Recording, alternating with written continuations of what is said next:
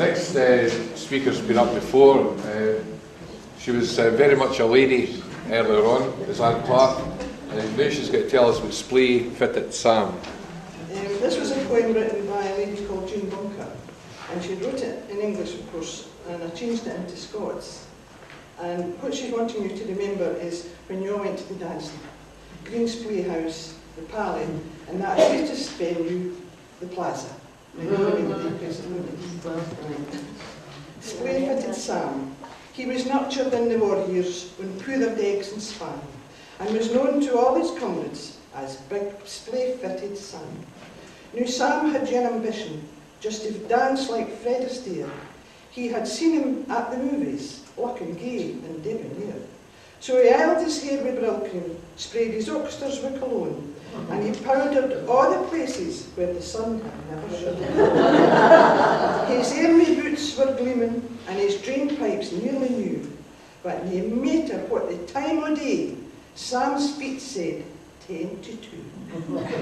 He was hoping that his partner would just overlook his faults as he led her most sedately in a sweet old-fashioned waltz. But the band was playing loudly, and he didn't hear her groans as his size 12 army issue crushed her metatarsal bones. The adrenaline was flowing, Sam was feeling really good, but it led to his undoing when the band played in the mood. He would execute a quick step he had practiced for a week, but he flared a loving couple who were dancing cheek to cheek. Then a sailor cried a dreadful oath, a word I can't repeat, as his ankles came in contact with Sam's wildly flailing feet. In an instant there was chaos.